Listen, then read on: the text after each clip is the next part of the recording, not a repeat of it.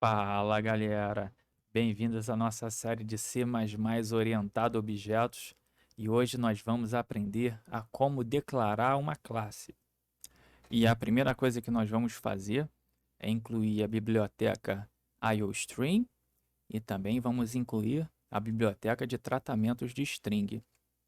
Também vou utilizar o namespace std para que não precisamos ficar utilizando o std toda vez que chamarmos algum comando que está dentro da biblioteca standard. Na linha de baixo eu vou definir um breakpoint, já que não estamos utilizando nenhuma biblioteca específica para C++, e a única coisa que ele faz é mostrar na tela uma mensagem de breakpoint, pressione Enter para continuar, e a pausa é feita através do método get. Após nós temos a definição da classe, que é feita depois da palavra reservada class. A classe tem o nome comport e ela vai estar toda declarada entre as chaves. É importante frisar que nesse caso do C++, a chave final deve ser acompanhada de ponto e vírgula. Toda classe pode possuir métodos ou atributos privados, protegidos ou públicos. Os privados são de uso interno da própria classe. Os protegidos podem ser dados para as classes filhas. E os atributos ou métodos públicos podem ser acessados no exterior da classe, por exemplo, pela nossa função main. Nessa primeira parte, nós vamos estudar os atributos privados e públicos. Deixaremos os protegidos quando estivermos falando de herança de classes.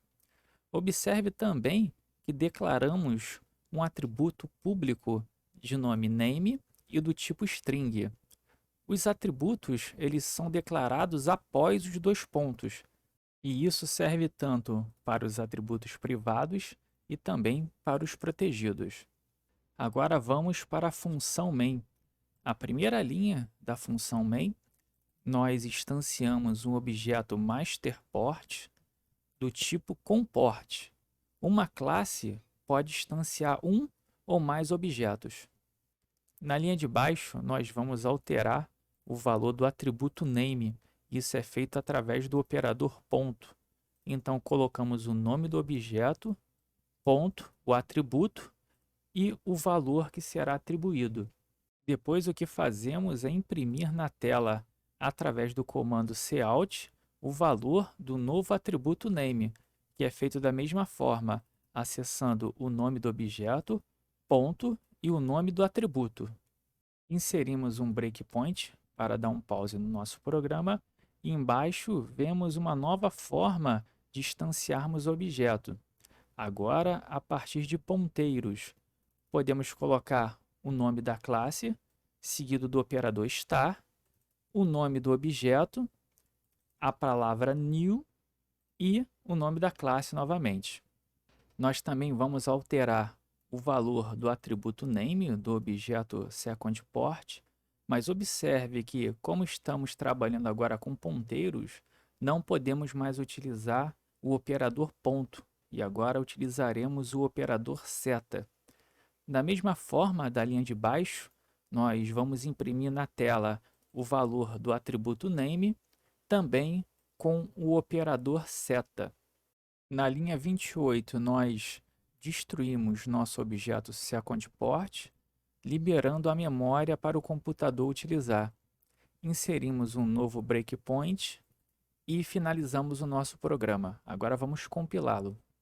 Para isso, eu vou utilizar o compilador nativo do Linux, o G++, através desse script, que a única coisa que ele faz é receber um parâmetro passado pela linha de comando e executar a compilação.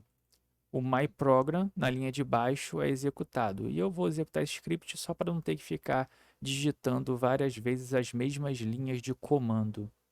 Então, eu vou digitar c++.sh, que é o nome do nosso script, seguido pelo arquivo principal de código-fonte C++. Vou dar Enter. Já temos o primeiro retorno do atributo name, do nosso primeiro objeto. Então, temos um breakpoint, eu vou dar Enter de novo para prosseguirmos para o segundo objeto, para a criação do nosso segundo objeto. E pronto. temos o retorno do nosso segundo atributo name do segundo objeto. O que eu vou fazer agora é copiar a linha de código que imprime o valor de name na tela e vou colocar depois de deletarmos o objeto. E vamos ver o que acontece. Eu vou compilar novamente o programa, antes eu vou salvar. Vamos compilar novamente o programa. E o programa compilou. Observe que o compilador não levantou nenhuma exceção e nem mesmo uma ordem. Foi criado o primeiro objeto. Estamos no breakpoint e agora nós vamos criar o nosso segundo objeto através de ponteiros. Observe mais uma vez que deletamos o objeto para depois acessarmos a posição de memória. E vamos ver o que acontece. E está lá, o nosso programa travou. E esse é um grande problema de trabalharmos com ponteiros. Tenha certeza de, antes de acessar a posição de memória, que essa posição esteja disponível para o programa. Então eu vou consertar o nosso bug.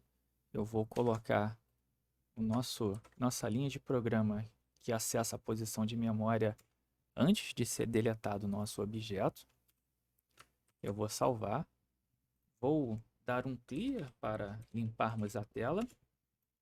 E vou compilar novamente. Pronto, o nosso primeiro objeto foi criado. E agora o nosso segundo objeto. Então é isso aí, pessoal. Não esqueça de deixar o seu like e te vejo no próximo vídeo.